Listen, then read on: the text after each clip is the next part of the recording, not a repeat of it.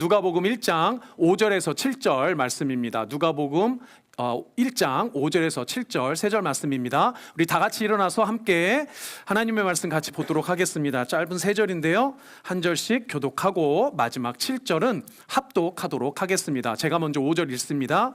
유대왕 헤롯 때에 아비야 반열에 제사장 한 사람이 있었으니 이름은 사가랴요 그의 아내는 아론의 자손이니 이름은 엘리사벳이라. 이 두 사람이 하나님 앞에 의인이니 주의 모든 계명과 규례대로 흠이 없이 행하더라. 다 같이 읽습니다. 엘리사벳이 잉태를 못함으로 그들에게 자식이 없고 두 사람의 나이가 많더라. 아멘. 자리에 앉아주시기 바랍니다. 네, 우선 제 마이크 지금 잘 들리시나요? 네네, 오케이, 좋습니다. 오늘은 어그러진 세상에 온 복음이라는 제목으로 하나님 말씀을 성탄 축하 예배 메시지를 듣도록 하겠습니다. 제가 먼저 기도하고 우리 하나님 말씀 같이 듣겠습니다. 존귀하신 아버지, 예수 그리스도의 놀라운 은혜로 이 땅 가운데 하나님의 사랑을 보여주신 하나님 아버지 감사합니다. 오늘도 주님의 귀한 백성들, 귀한 자녀들 아버지 하나님 성탄 축하 예배로 이 시간 주님 앞에 경배하며 예배하며 나아갈 수 있도록 인도하시니 감사합니다. 허물 많은 우리의 모든 아버지 하나님이여 죄악과 아픔과 슬픔을 아셔서 이곳에 아버지 하나님 아기 예수 그리스도를 보내주신 줄 믿사오니 이 시간 아버지 하나님 그 하나님의 사랑과 은혜를 마음껏 누리는 복된 말씀의 시간 될 수 있도록 주님 역사하여 주시옵소서. 부족하고 허물 많은 종 많은 죄악 가리시고 오로지 아버지 하나님의 영광만 은혜만 전할 수 있도록 역사하여 주시옵소서. 감사드리며 존귀하신 예수님의 이름으로 기도드립니다. 아멘. 아멘. 우리 좌우 양옆으로 인사하겠습니다. 사랑합니다. 축복합니다. 사랑합니다. 축복합니다. 한 번 더 인사 나누겠습니다. 메리 크리스마스. 네, 우리 어린이 친구들, 청소년 친구들, 청년 친구들, 우리 작년 친구들이라고 하려니까 좀 이상하네요. 우리 작년 성도님들 모두 다 너무너무 반갑습니다. 오늘은 어린이 아이들도 같이 있어서 설교를 조금 믹스를 했습니다. 그래서 아이들과도 또 어른분들하고 함께 나눌 수 있도록 그림을 좀 여러 개 넣었으니까요. 우리 이나예나 한나 또 같이 들으면서 예배를 또 말씀을 같이 들어보도록 하겠습니다. 자, 성탄절은 이렇게 아기 예수가 이 땅에 오신 아기 예수님의, 우리가 믿는 예수님의 탄생일이에요. 성탄절을 기념하는 날이죠. 그런데 세상 사람들은 이제는 왜 이 성탄절이 있는지, 크리스마스가 있는지 그 이유조차 이제 다 까먹어버린 것 같습니다. 우리가 보통 이제 메리 크리스마스라고 우리는 인사하지만 세상 사람들은 요즘에 다 해피 할리데이라고 인사하더라고요. 해피 할리데이라고 말하면서 그저 이 연말의 해피 할리데이의 시간을 가족들과 친구들과 먹고 놀고 마시며 즐기는데 보내는 시간으로 쓰고 있지 않나 싶습니다. 그리고 태어나신 분은 예수님인데 예수님과 아무 상관없이 서로 선물을 주고받죠. 그렇죠? 도대체 얘네들은 왜 선물을 주고받고 있는 걸까요? 성탄절이 무슨 의미인지는 알고 서로들 선물을 주고받고 있는 걸까요? 이 친구들에게 너는 왜 선물을 주고받니? 성탄절이 어떤 의미인지는 알고 있니? 물어본다면 뭐라고 대답을 하겠습니까? 뭐라고 대답할까요?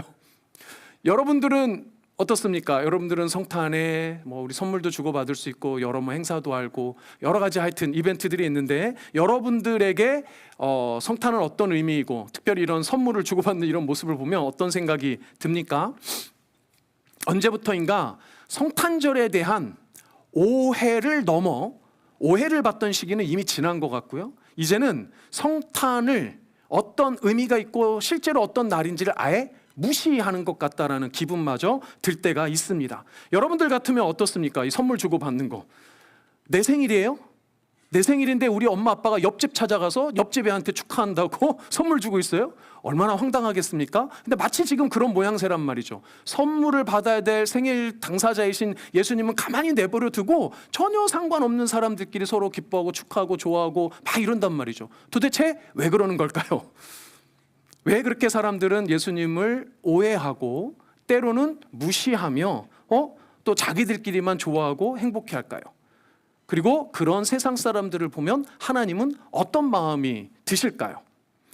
여러분들 우리는 분명히 알고 있습니다. 성탄절은 어떤 날입니까?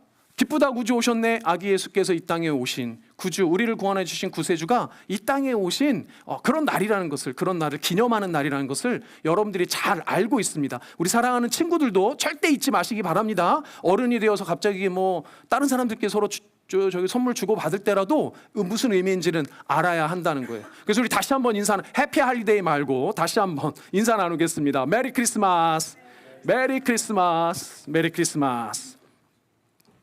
자, 오늘 설교의 제목이 어그러진 세상에 온 복음입니다. 어그러진 세상에 온 복음.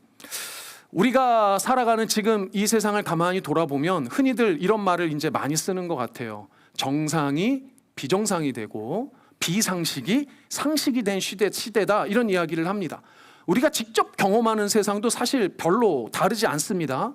우리는 줄곧 이런 식으로 배워왔죠. 정직하고 성실하게 착하게 바르게 올바르게 잘 살면 복을 받을 거다, 잘 살게 될 거다. 그리고 그렇게 배우기도 하고 그렇게 믿고도 살아갑니다. 그런데 돌아보면 오히려 세상은 거꾸로 돌아가는 것 같다라는 생각이 아주 많이 들어요. 그래서 생각난 단어가 어그러진이라는 표현입니다. 어그러진. 어그러졌다는 건 앞뒤가 맞지 않고 뭔가 비틀리고 뭔가가 잘못되어져 있다는 것을 의미하잖아요. 심지어는 왠지 조금 삐딱하다는 이런 느낌도 어그러진이라는 단어 속에서 제가 느낄 수 있었습니다. 그렇게 어그러진 세상, 이 세상을 사는 오늘 우리에게 이 성탄절이 어떤 의미가 있을지를 함께 생각해보는 시간이 되었으면 좋겠습니다. 자, 오늘 선택한 본문은 사실 여러분들 막 따라오다 보면 또 정신 없어서 그냥 읽으셨을 텐데, 성탄절에 선택되어지는 본문하고는 조금 거리가 있게 느껴집니다. 예수님의 탄생 기록은 아니에요. 그것도 물론 아닐 뿐만 아니라 본문 내용만 봐서도 성탄절하고는 그닥 관계가 없어 보이는 내용일 수도 있습니다. 그런데 이 본문을 택한 이유가 있는데요. 그게 뭐냐면, 여러분들 가운데 혹시 그림이나 사진 이런 거에 좀 관심 있으신 분이 있는지 모르겠는데요. 그림이나 사진에 관심 있으신 분은 한국말로 전경, 원경 이런 표현을 씁니다. 전경이다, 원경이다. 혹시 들어보셨나요? 못 들어보셨나요? 제가 예화를 하나 가지고 왔습니다.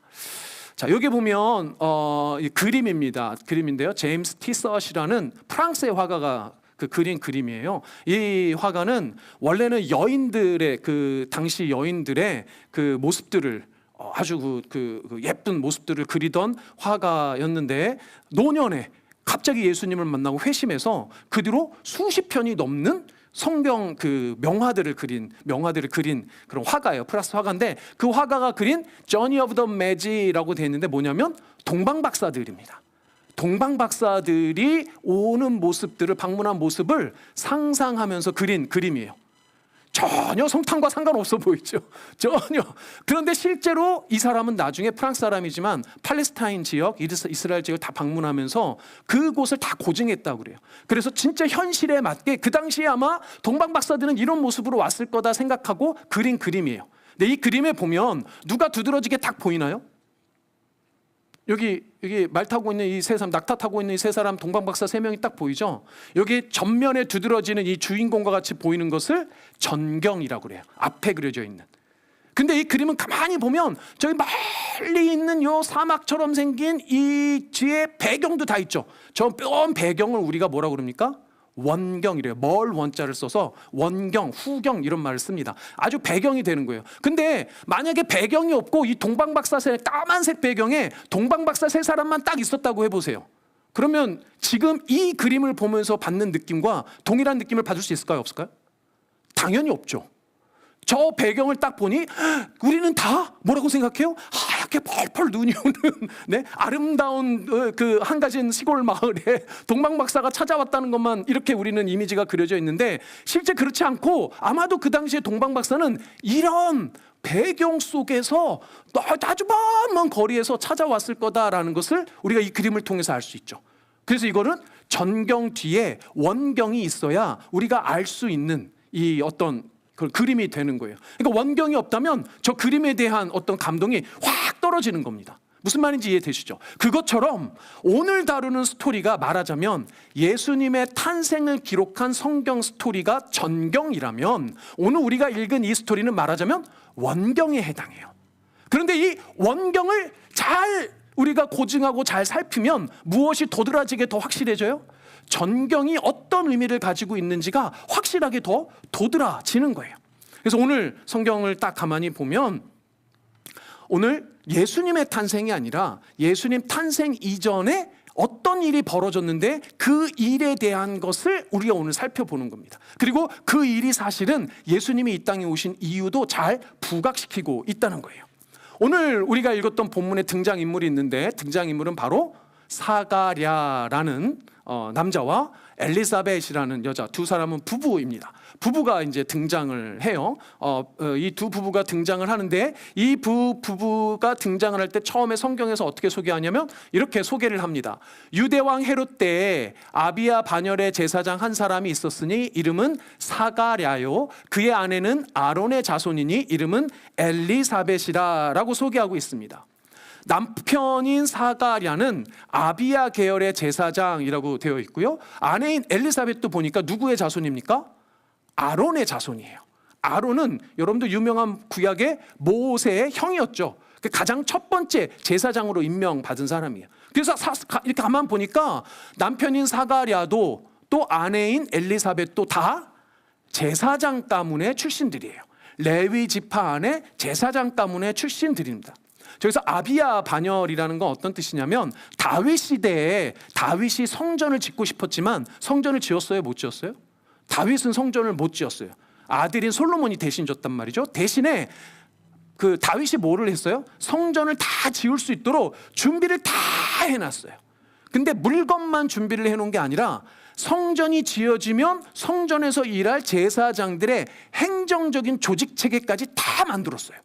그래서 성전을 섬기는 제사장을 전부 몇 개 그룹으로 나누었냐면 24그룹으로 나누었어요. 그 24그룹을 24반차라고 했어요. 24반차. 그 24개의 반차 중에 그룹 중에 8번째에 해당하는 제사장 그룹 제사장 반차를 아비야 계열이라고 한 거예요. 그러니까 사가랴는 아주 이 성전을 지키는 성전에서 제를 올리는 이 제사장은 가장 이 중요한 제사장 그룹이었단 말이죠. 그리고 엘리사벳도 아론의 이 혈통을 따른 그런 가문의 딸이었어요. 그런데 이 부부, 그러니까 레위 지파 제사장 가문의 한 부부죠. 두 사람이 만난 이 한 부부는 그러니까 종교적으로 보면 유대인 중에서도 가장 종교적으로 경건하고 사람들 앞에서도 대단히 칭송받는 그런 사람들이었을 거란 말이죠. 그리고 특별히 당시 유대인 사회에서는 이렇게 제사장 가문과 제사장 가문이 만나서 결혼한 케이스는 하나님의 특별한 은혜라고 믿기도 했어요. 그러니까 얼마나 중요한, 얼마나 이 가정이 거룩하고 경건하고 또 종교적으로 아주 하나님 앞에 인정받는 그런 부부였겠습니까? 실제로 성경은 또 그렇게 기록하고 있어요. 다음 절에 보니까 그렇단 말이죠. 우리 같이 누가복음 1장 6절 다시 한번 읽어보겠습니다. 시작. 이 두 사람이 하나님 앞에 의인이니 주의 모든 계명과 규례대로 흠이 없이 행하더라. 절기가 되면 제물을 갖다 바치는 것, 절기가 되면 기도해야 되는 것, 예배가 때가 되면 예배 시간 잘 지켜가지고 오는 것, 하나님 앞에 경건하게 기도하는 것, 모든 신앙의 생활이 하나님 보시기에 의인이었어요. 이 의인이란 표현은 구약에 보면 아무나 쓰이는 그런 호칭이 아니었습니다. 여러분들 하늘로 죽지 않고 들림받았던 에녹이라든지 우리 방주 사건 때 노아 홍수 사건 때 그 하나님 앞에 유일하게 구원받았던 노아 같은 이런 사람들이 의인이라는 호칭을 이런 명칭을 들었단 말이죠. 그런데 이 사가랴도 엘리사벳도 하나님 앞에 의인이었어요. 계명과 규례대로 다 준수했어요. 온전히 행한 사람들이었어요. 여기서 여러분들 눈여겨볼 것은 저 행하다라는 단어인데 저 행하다라는 단어는 헬라어 문법으로 보면 시제가 현재 분사로 되어 있습니다. 근데 현재 분사는 헬라어에서 어떤 시제냐면 지금만 하는 게 아니라 과거에서부터 지금까지 쭉 지속적으로 해왔다는 걸 의미해요. 그러니까 이 부부가 하나님 앞에 의인이고 하나님의 말씀에 순종하는 이런 모습은 그냥 잠깐 보여줬던 모습이 아니라 그들의 평생에 걸쳐서 하나님 앞에 순전하게 행했던 그런 부부란 말이죠. 그러니 가문도 장난 아니에요. 근데 금수저만 물고 태어난 게 아니라 본인들도 엄청나게 하나님 앞에 신실하게 살았던 아주 좋은 신앙인들이었단 말이죠. 당대 이만큼 훌륭한 가문에 모범적인 신앙을 가진 이런 사람들을 보기가 쉽지가 않았단 말이에요. 그런데 이 다음에 이어지는 성경의 증언은 충격적이에요. 왜냐하면 이렇게 이야기를 하고 있기 때문입니다. 여러분들 같이 읽어보겠습니다. 시작. 엘리사벳이 잉태를 못함으로 그들에게 자식이 없고 두 사람의 나이가 많더라. 이상하죠? 정말 훌륭한 가문의 자손들이에요. 그리고 결혼을 하나님의 특별한 은혜를 받아서 결혼했어요. 결혼했을 뿐만 아니라 하나님 앞에서 신실하게 신앙생활을 잘했던 부부예요. 그런데 아이에 대한 소망도 없고 이제 나이가 들어서 더 이상 아이를 낳을 수 없는 그런 소망도 그런 희망도 다 사라져버린 부부가 되었단 말이에요. 오늘 이 부부의 모습은, 이 사가랴와 엘리사벳의 모습은 말하자면 어그러진 가정의 모습을 보여주고 있어요. 어그러진 가정의 모습. 당연히 생산해야 되는 생명에 대한, 자손에 대한 것을 받지 못한, 그리고 그냥 나이가 들어서 늙어버려서 이제 이 땅 가운데 소망을 더 이상 두지 못하는 저 부부의 모습은 이 땅 가운데 사는 인생의 어그러진 모습을 보여주고 있단 말이에요. 왜냐하면 이스라엘과 유대인들은 특별히 자녀가 없는 것은 커다란 그냥 불행이 아니라 하나님 앞에 책망받는 것이고 징벌받는 것이라고 이해했어요. 사실은 당시에 보면 자녀의 복은 이스라엘 백성들이 하나님과 언약의 백성으로서 받는 가장 기본적인 복이고 가장 큰 축복에 해당했단 말이죠. 그런데 그 자손을 갖지 못한다고 하니 당대 사람들은 뭐라고 생각을 했겠습니까? 야, 저렇게 좋은 사람들인데, 저렇게 괜찮은 신앙인들인데 왜 자녀가 없을까? 왜 저렇게 나이가 들어버렸을까? 저렇게 순전하고 온전하게 좋은 삶을 살고 있는데, 만약에 정말로 그렇다면 하나님 앞에 복받고 자손도 잘 낳고 그렇게 살아야 되는 거 아닌가? 라는 질문이 들더란 거죠. 그런데도 자손이 없이 그냥 늙어만 가는 이 의롭고도 경건한 부부의 모습은 아주 역설적인 이 땅의 어그러진 가정의 모습, 어그러진 인생의 모습을 보여주더란 말이에요. 제가 사실 이 부분을 보면서 아주 그 유명한 드라마가 한 편이 생각이 났습니다. 그 스르생이라는 드라마를 이렇게 좀 보시면 여러 사연들이 등장을 하는데, 그 중에 어떤 사연이 있냐면 시험관 아기를 한 3번 정도 도전을 했다가 아주 어렵게 아기를 이제 갖게 된 부부의 이야기가 나와요. 부부가 아주 좋은 부부고 아주 애틋한 부부예요. 근데 안타깝게도 이렇게 생긴 아기가 조산기가 있는 거예요. 그러니까 태어날 때 안 태어나고 너무 일찍 나오는 거예요. 근데 제가 몰랐는데 드라마를 보니까 23주 뭐 이 정도가 되면 23주 정도만 채우고 나오면 조산을 하더라도 살릴 수 있나 봐요, 지금 현대 의술이. 그런데 그 주차를 몇 주 남겨놓은 상태에서 조산 기운이 빨리 와서 병원에 와서 입원을 한 거예요. 근데 너무 상태가 좋지 않아서 담당 의사가 포기를 합니다. 이건 아무 더 이상 손쓸 방법이 없습니다. 이거 이제 뭐 끝난 거예요. 아이가 조산될 겁니다. 뭐 이런 식으로 담당 의사는 포기를 했어요. 근데 이 부부는 이 아이를 포기할 수가 없었어요. 너무나도 어렵게 얻은 귀한 생명이기 때문에 이 부부는 간절한 마음으로 어떻게든 살리길 바랬어요. 그래서 심지어 담당 의사를 바꿔버렸어요. 그래서 새롭게 등장한 담당 의사는 드라마의 주인공 중에 한 사람인 곰탱이로 알려진 의사가 딱 등장을 합니다. 이 곰탱이 의사는 주인공인 만큼 이야기를 하죠. 그래요, 가능성이 있습니다. 가능성을 보고 최선을 다하겠습니다. 그래요. 정말 그래서 최선을 다합니다. 이 두 부부도 최선을 다해요. 최선을 다해서 이 아기를 살리기 위해서 23주차까지 버티기 위해서 그렇게 하더라는 거죠. 자, 최선을 다해서 부부도 노력했어요. 의사도 노력했어요. 간호사도 노력했어요. 그러면 일반적인 드라마 같으면 어떻게 해야 돼요? 아기가 짜잔하고 23주를 넘겨서 해피엔딩이 돼야 되는데, 안타깝게도 그렇게 다들 노력했는데 이 아기는 조산되고 말아요. 이 아기는 살지 못하고 죽음을 맞이하게 됩니다. 보통 같으면 아기를 살렸다 해서 해피해야 되는데 이 세상이 그렇지 못하다라는 것을 사실은 적나라하게 보여주고 있는 거예요. 인간이 할 수 없는 일, 인간이 할 수 없는 영역이 있다는 겁니다. 그런데 이 장면에서 사실 끝 무렵에 제 마음에 감동으로 남는 아주 유명한 문구가 하나 있었어요. 그게 뭐냐면 바로 이 표현입니다. 때때로 불행한 일이 사람들에게 생길 수 있다 라고 이 곰탱이로 알려진 의사가 이 부부에게 이 조산 이후에 이 슬픔을 맞이한 부부에게 메시지를 보냅니다. 때때로 불행한 일이 좋은 사람들에게 생길 수 있다라고 이야기를 하는 거죠. 볼 때는 사실 위로를 얻을 수 있는 표현이지만 저는 머리로는 좀 이해가 안 돼요. 왜냐하면 좋은 사람들에게는 좋은 일이 일어나야 될 것 같아요. 착하고 열심히 성실하게 산 사람들에게는 그런 좋은 결과만 나와야 될 것 같아요. 그리고 나쁜 일을 행하고 나쁜 사람에게는 나쁜 일만 벌어져야 될 것 같고 나쁜 결과만 나와야 될 것 같아요. 우리가 보통 한국에서는 이런 표현 쓰잖아요. 인과응보다, 권선징악이다. 그렇죠? 권선징악은 뭡니까? 선을 행한 사람은 선으로, 악을 행한 사람은 징벌로. 인과응보는 뭐예요? 그가 행한 대로 결과를 얻는다는 표현이잖아요.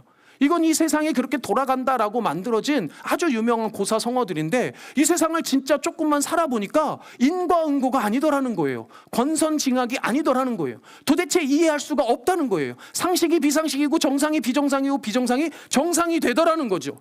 좋은 사람들에게 왜 나쁜 일이 일어나냔 말이에요. 저는 사실 젊었을 때 되게 이해가 안 됐습니다. 정말 청년 때는 이게 이해가 안 됐어요. 도덕 교과서에서 배운, 윤리책에서 배운 대로라면 좋은 사람에게는 좋은 일이 일어나야 하고 나쁜 일을 저지른 사람에게만 나쁜 일이 일어나야 될 것 같은데 왜 이 세상 가운데는 좋은 사람에게도 불행한 일, 나쁜 일이 생기는 걸까요? 왜 그럴까요? 이유는 딱 한 가지입니다. 이 세상이 어그러졌기 때문에 그래요. 이 사회가 어그러졌기 때문에 그래요. 우리 인생이 어그러졌기 때문에 그렇다는 거예요. 어그러져서 좋은 것을 심었는데도 나쁜 것이 나오고 나쁜 것을 뿌렸는데도 좋은 것이 나오는 이상한 세상이 되어버렸다는 겁니다. 사실 오늘 본문에서는 한 가지 더 어그러진 이 세상의 모습을 그리고 있는데요. 그게 뭐냐면 오늘 누가복음을 사실은 읽었는데 누가복음은 여러분들 좀 4개 복음서 중에 특징을 가지고 있는 책입니다. 어떤 특징이냐면 누가가 썼죠. 누가가. 마태, 마가, 요한은 다 예수님을 직접 만난 사람들이에요. 그런데 누가는 예수님을 직접 만난 사람이 아닙니다. 그래서 자료를 모아가지고 쓴 책이 누가복음이에요. 누가복음의 시작이 특별하게 시작합니다. 뭐라고 시작하냐면 데오빌로라는 총독에게 보내는 편지글이에요. 사실은. 그러니까 누가복음은 편지로 보낸 책입니다. 누가가 쓴 편지죠. 그리고 이 누가가 쓴 편지이기 때문에 처음 4절까지는 누구누구에게 누가 왜 썼나 이런 얘기들이 나오고요. 5절부터가 실제로 편지의 본문에 해당합니다. 근데 그 5절의 시작을 우리가 오늘 읽은 거거든요. 그 5절의 시작을 어떻게 시작하냐면 유대왕 헤롯 시대에라고 시작해요. 누가복음의 전체 시작하는 지금 스타트하는 시대적인 배경, 그러니까 전경이 아니라 후경, 원경이 뭐냐면 유대왕 헤롯 때예요. 헤롯이 어떤 사람이었어요? 우리 마태복음 처음 할 때 사실을 좀 나눴는데요. 간단하게만 다시 살펴보면 헤롯 대왕은 유대 지역을 다스리던 왕이기는 했는데 실제로 왕은 아니고 당시에 로마의 식민지였기 때문에 로마가 자기들이 정복한 땅에 그 식민 나라를 통치하기 위해서 각각의 지역마다 말하자면 총독과 같이 세운 사람들이 있었는데 저 당시에 그 유대 지역을 다스리라고 세운 사람이 누구였냐면 헤롯 대왕이에요. 헤롯 대왕에 대한 거는 얘기를 좀 했으니까 예전 걸 참고하시고 오늘 핵심만 좀 말씀드리면 이 헤롯 대왕은 세상에 알려진 것하고도 많이 다른 부분이 있는데 아주 악랄하고 아주 나쁜 사람이었어요. 정말 나쁜 일을 많이 행한 사람이었어요. 근데 그 중에서도 참 이상한 게 한 가지 있는데 그게 뭐냐면 이 헤롯 대왕은 유대인이 아니라는 거예요. 헤롯 대왕은 에돔 사람이에요. 에돔 사람인 헤롯 대왕이 유대 지역을 다스리는 건 조금 이상합니다. 왜 이상하냐면 로마라는 나라는요 여러 나라를 식민지로 정복을 했지 않습니까? 근데 정복하고 나서 로마가 가졌던 특별한 정책이 있는데 그게 뭐냐면 그 지역의 문화나 종교를 되게 살려줬어요. 뭐 좋게 말하면 존중해줬어요. 좋게 말하면. 그러니까 그 지역에 어떤 특색을 가진지를 고려했단 말이죠. 근데 여러분들 유대인들은 아주 무엇이 센 민족이에요? 혈통이 세고 종교가 세요. 그러니까 종교와 혈통에 있어서는 둘째가라면 서러워하는 민족이 유대 민족이란 말이죠. 로마 사람들이 이 사실을 잘 알았어요? 몰랐어요? 알았어요. 그러니까 유대 지역을 다스리는 왕만큼은 어디 출신을 쓸 가능성이 클까요? 유대 출신의 사람을 그 지역의 관리로 쓰는 게 타당하다는 거죠. 상식적이라는 거죠. 그런데도 희한하게 그 지역의 왕을 지금 누구로 세웠냐면 에돔 사람인, 특별히 에돔은요 유대랑 관계가 좋지 않았습니다. 맨날 티격태격 싸웠어요. 왜냐하면 야곱의 쌍둥이 형이었던 에서의 지파가 에돔 지파거든요. 왜? 에돔 사람들이랑은 별로 관계가 좋지 않았어요. 그래서 그 에돔인인 유대인을 에돔인인 헤롯을 유대인의 왕으로 세웠다는 건 조금 어디가 맞지 않는다는 거예요. 근데 기록을 살펴보면 어떻게 헤롯이 저 지역의 왕이 되었냐면 정치력으로 왕이 되었어요. 정치력으로. 그러니까 뭘 의미하는 겁니까? 이 시대 자체가 어떤 상식적으로 돌아가지 않고 인간의 힘으로 잘못 돌아가고 있는 시대라는 거예요. 어그러진 시대였다라는 것을 의미하는 겁니다. 저 시대 상황 자체가 정상적이지 않은 시대라는 것을 의미해요. 물론 하나님이 이스라엘에게 약속하신 그 약속의 땅 자체를 유대인이 유대인 스스로 다스리지 못하는 것 자체도 이상한 사회예요.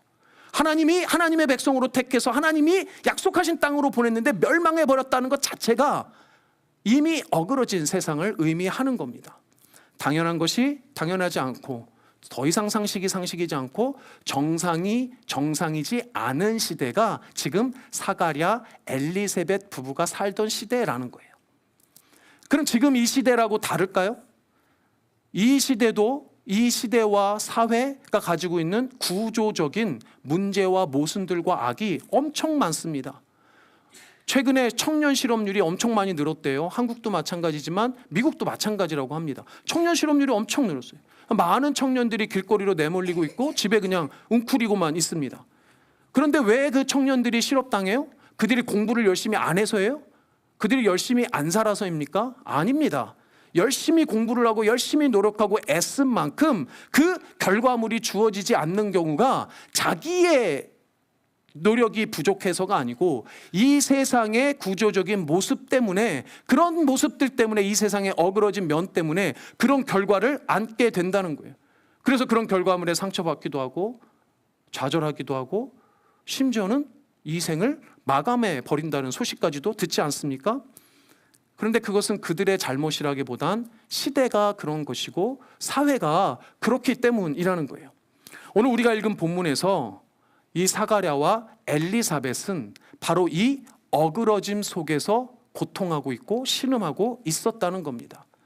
불완전한 인간으로서 가질 수밖에 없는 이 어그러짐들, 불완전한 시대와 사회 속에서 우리가 볼 수밖에 없고 경험할 수밖에 없는 이 어그러짐들, 그 어그러진 세상 속에 살아가는 것이 바로 우리라는 겁니다. 그런데 놀랍게도 성경은 이 모든 이 세상의 어그러짐과 우리의 어그러짐이 우리가 저지른 죄 때문이라고 말하죠. 우리가 너무 잘 아는 얘기이지만 이 아담의 범죄로부터 이어진 이 죄는 부부의 관계를 갈라놨어요. 영원한 생명으로부터 떠나게 될 뿐만 아니라 하나님을 외면하고 떠난 이후로 두려움과 수치와 거짓과 탐욕 가운데 자기만 하는 이기적인 사람들이 되어버렸다는 거죠.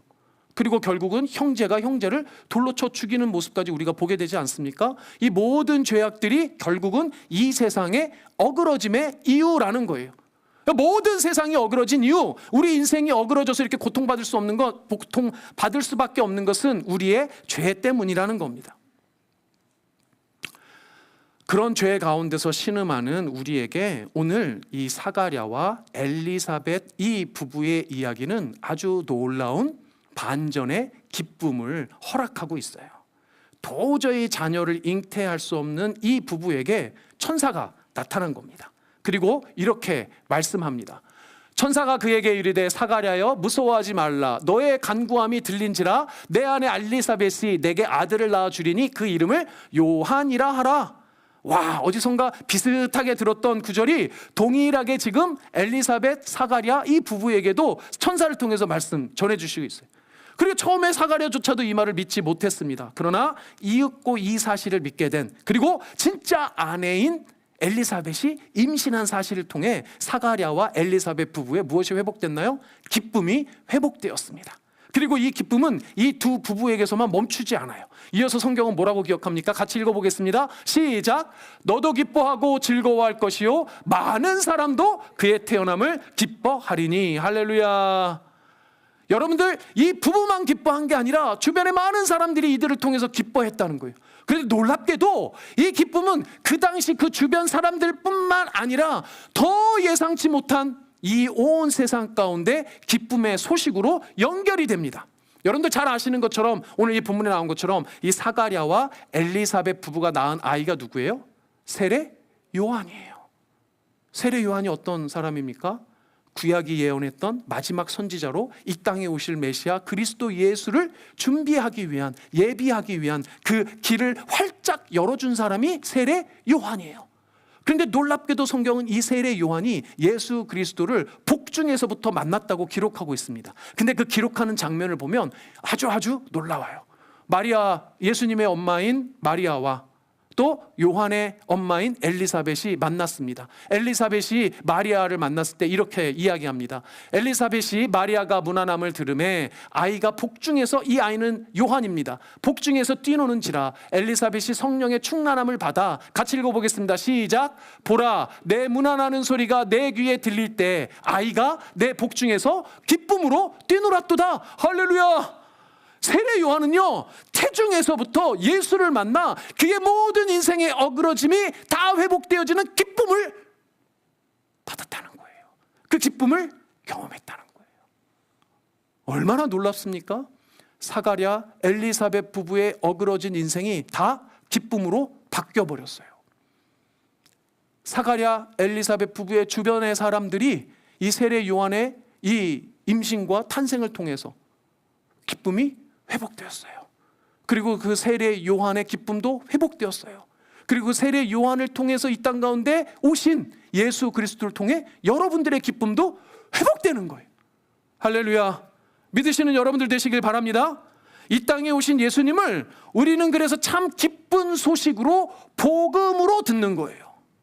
어그러진 세상 가운데, 어그러진 우리 인생 가운데 예수 그리스도가 그렇게 기쁜 소식, 복음으로 오셨다는 겁니다. 사랑하는 여러분, 우리들의 삶에 어그러진 곳이 있습니다. 이 세상을 여러분들이 보면 어그러진 부분들을 참 많은 곳에서 보게 돼요. 그래서 여러분들 겪을 수밖에 없는 아픔들이 있고 슬픔들이 있습니다. 때때로는 이해할 수 없는 경험들을 하게 돼요.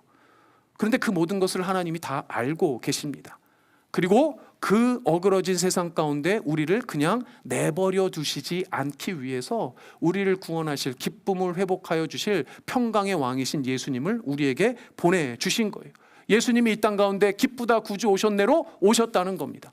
사랑하는 여러분들, 이 성탄의 기쁨은 우리의 어그러진 모든 것을 뒤바뀌어주는 놀라운 기쁜 소식인 줄 믿습니다.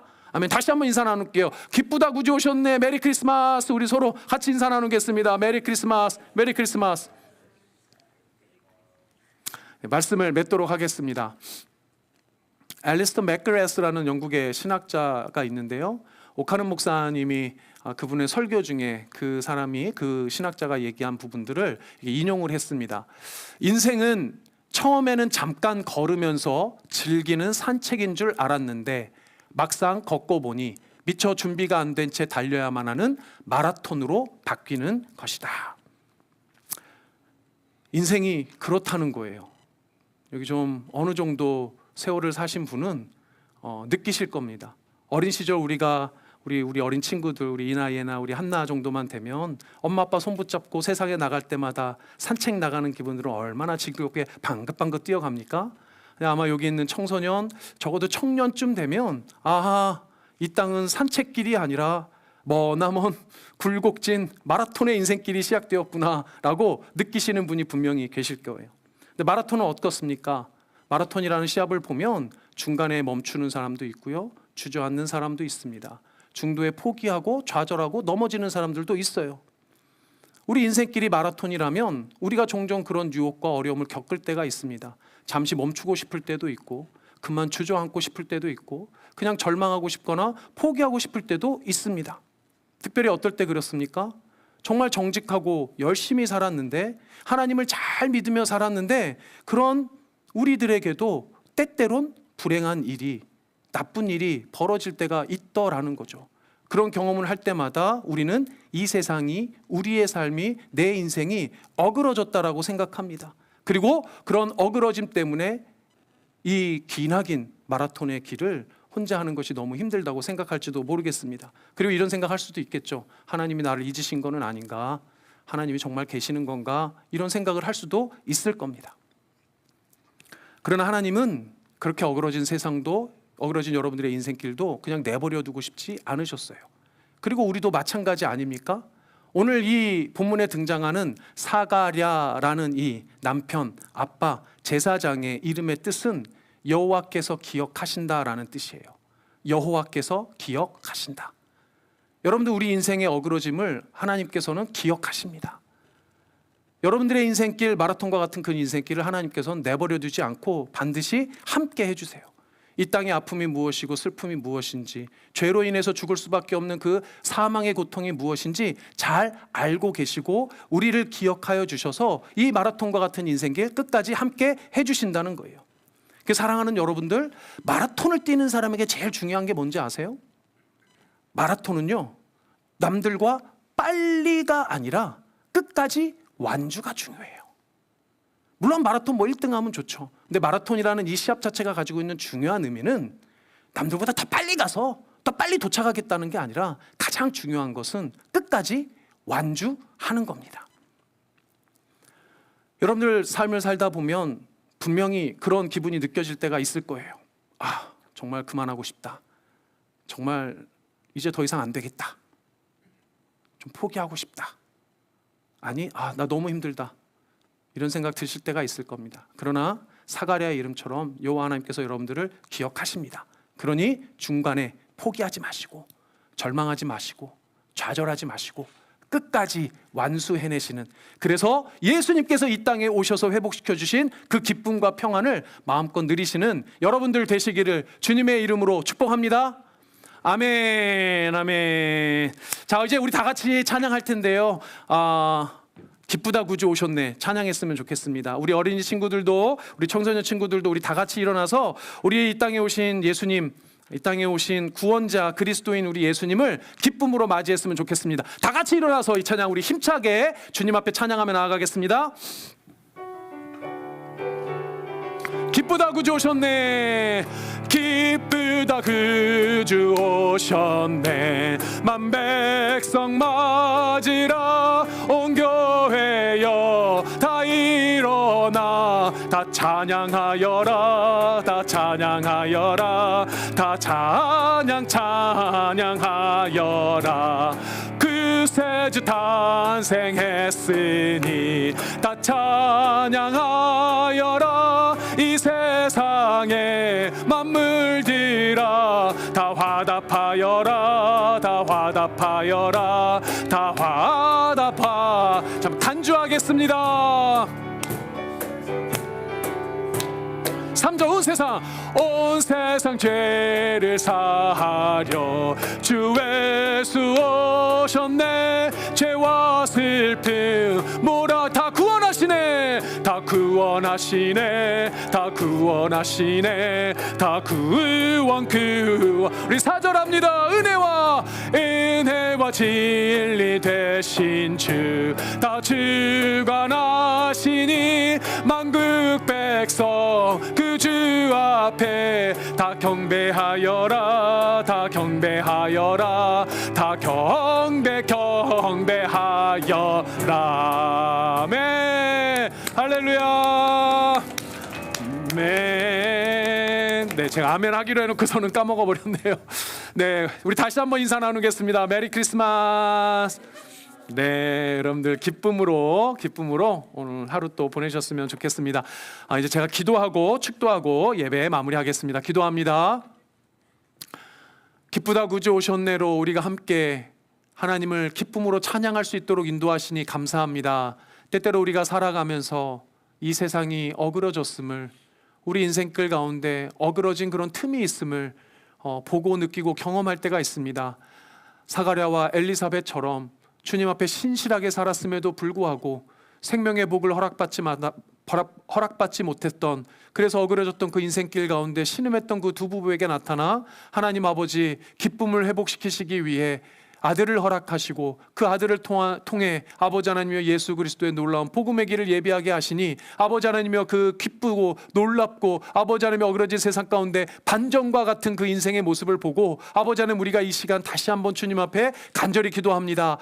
우리의 인생 가운데 우리의 삶 가운데 아버지 하나님이 어그러진 곳이 있다면 아버지 하나님 그래서 슬프고 아버지 하나님 그래서 아프고 괴로운 것들이 있다면 아버지 하나님 이 시간 주님께서 아기 예수 보내주신 그 놀라운 사랑으로 우리 사랑하는 성도님들 붙잡아 주시고 다시 한번 아버지 하나님의 놀라운 기쁨이 회복되는 은혜를 허락하여 주시옵소서.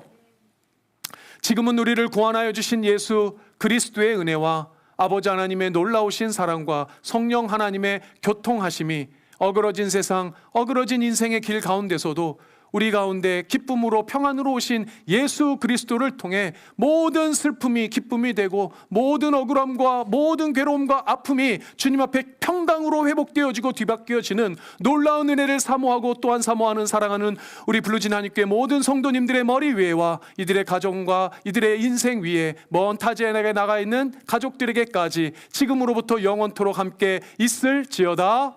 아멘.